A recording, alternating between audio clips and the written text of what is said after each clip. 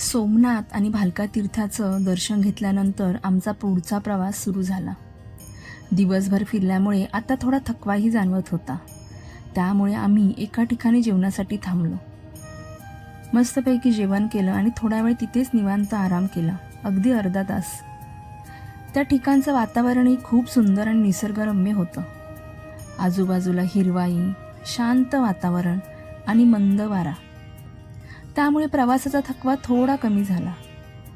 खूप गप्पा मारल्या, थोडी मजा मस्ती केली आणि पुढच्या प्रवासासाठी तयार झालो. आमचा पुढचा प्लॅन द्वारकेला जाण्याचा होता. पण मध्येच आम्ही ठरवलं की द्वारकेला जाण्याआधी नागेश्वर ज्योतिर्लिंगाचं दर्शन घेऊया. म्हणून आम्ही निघालो नागेश्वरच्या दिशेने.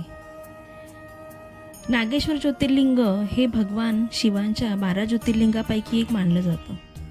द्वारका आणि बेट द्वारकेच्या मार्गावर असलेलं हे एक अत्यंत महत्त्वाचं धार्मिक स्थळ आहे. मंदिरातील ज्योतिर्लिंग भूमिगत गर्भगृहात आहे. बरं, आमचा हा प्लॅन आम्ही ड्रायव्हरनुसार चेंज केला होता. नागेश्वरला पोहोचता सर्वात आधी आमचं लक्ष वेधून घेतलं ते म्हणजे भगवान शिवांची ही भव्य मूर्ती. ही बसलेल्या ध्यानमुद्रेतील मूर्ती तब्बल 25 मीटर म्हणजे साधारण 80 फूट उंच आहे. दुरूनच ही मूर्ती दिसते आणि मंदिराच्या परिसरात पोहोचण्याआधीच तिचं भव्य रूप आपलं लक्ष वेधून घेतं. इतकी उंच आणि प्रसन्न मुद्रा असलेली महादेवांची मूर्ती समोर पाहताना खरंच काही क्षण तिथेच थांबून पाहावंसं वाटतं. मंदिराकडे पुढे जाताना त्याची रचना आणि दगडी काम लक्ष वेधून घेतं. आतमध्ये दिसणारं कोरीव काम, नक्षीकाम आणि धार्मिक प्रतीक पाहताना त्या वास्तूची वेगळी सुंदरता जाणवते. आम्हाला तिथे पिंपळाचं झाड आणि त्याच्या आसपासची धार्मिक वातावरणाची अनुभूतीही खूप आवडली. दगडांवर दिसणाऱ्या नागाच्या आकृत्यांचं कोरीव कामही लक्ष वेधून घेत होतं. नागेश्वर नावाशी आणि भगवान शिवाच्या नागाशी जोडलेली ही प्रतिकात्मकता पाहताना या ठिकाणच्या धार्मिक वातावरणाची अनुभूती आणखी गहिरी होते. नागेश्वराशी संबंधित पौराणिक कथांमध्ये या परिसराचा संबंध दारुकावनाशी जोडला जातो. भक्ती आणि श्रद्धेची परीक्षा घेतल्यानंतर भगवान शिव भक्तांच्या रक्षणासाठी प्रकट झाले आणि या ठिकाणी ज्योतिर्लिंग स्वरूपात वास केला, अशी कथा सांगितली जाते. नागेश्वराचं दर्शन घेतल्यानंतर मन अगदी प्रसन्न झालं. दिवसभराचा प्रवास आणि थकवा असूनही प्रत्येक नवीन ठिकाणी पोहोचताना उत्साह मात्र तसाच होता. आत्ता महादेवाचं दर्शन घेऊन आम्ही निघालो होतो द्वारकाधीशांच्या दर्शनासाठी. आत्ता मात्र आमची नजर वेळेकडे होती, कारण आम्हाला संध्याकाळची द्वारकाधीशांची आरती अनुभवायची होती. आणि साधारण 7-7:30च्या आसपास आम्ही द्वारकेला पोहोचलो आणि मंदिरात प्रवेश केला. मंदिराच्या परिसरात पोहोचताच वातावरणच बदलून गेलं. समोर भव्य द्वारकाधीश मंदिर, आजूबाजूला भक्तांची गर्दी आणि सगळीकडे भक्तिमय वातावरण. मंदिरात मोबाईल नेण्यास परवानगी नसल्यामुळे आम्ही सगळ्यांचे मोबाईल अधिकृत मोबाईल जमा काउंटरवर सुरक्षितपणे जमा केले.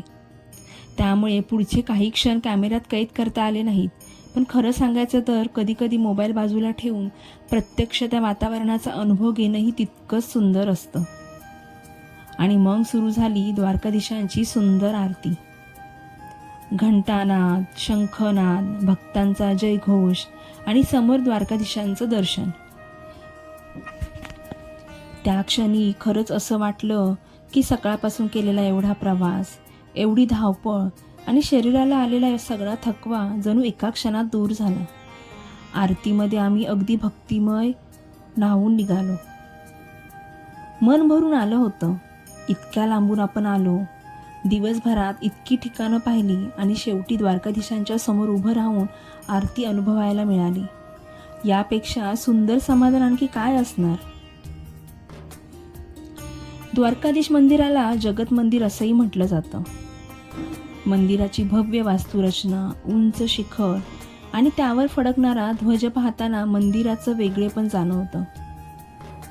या मंदिराची स्वर्गद्वार आणि मोक्षद्वार ही 2 प्रमुख प्रवेशद्वारेही विशेष आहेत. आणि मंदिराच्या शिखरावर फडकणारा भव्य ध्वज तर दुरूनच लक्ष वेधून घेतो. सकाळपासूनचा प्रवास, त्रिवेणी संगम, सोमनाथ, भालका तीर्थ, नागेश्वर, द्वारकाधीशांचं दर्शन घेतल्यानंतर आम्ही मंदिराबाहेर पडलो. आत्ता शरीर मात्र पूर्णपणे थकलं होतं. मन खूप शांत आणि आनंदी होतं. आणि आत्ता सुरू झाला आमचा जुनागडकडे परतीचा रात्रीचा प्रवास. रात्र वाढत होती, प्रवास सुरू होता आणि दिवसभरात अनुभवलेल्या प्रत्येक ठिकाणच्या आठवणी मनात पुन्हा पुन्हा येत होत्या. रात्री साधारण 3 वाजता आम्ही जुनागडमधील आमच्या रूमवरती पोहोचलो. रूमवर पोचल्यावरती सावरासावर करायला एखाद तास गेला. 4 वाजता झोपायला गेलो आणि 6 वाजता पुन्हा उठलो. दिवसभराचा थकवा होता, पण मन मात्र एका वेगळ्याच समाधानाने भरलेलं होतं. पण आता खरी सुरुवात होती ती आमच्या दुसऱ्या दिवसाची. आणि या दुसऱ्या दिवसाची आम्ही सगळे खूप आतुरतेने वाट पाहत होतो. कारण आता आम्ही निघणार होतो गिरनार चढण्यासाठी. गिरनारच्या त्या चढाईत आम्ही काय काय अनुभवलं, किती पायऱ्या चढलो, वाटेत काय काय पाहायला मिळालं आणि एवढ्या मोठ्या प्रवासात आमच्यासोबत कोणते सुंदर क्षण घडले, हे सगळं पाहण्यासाठी गिरनारचा पुढचा पार्ट नक्की बघा.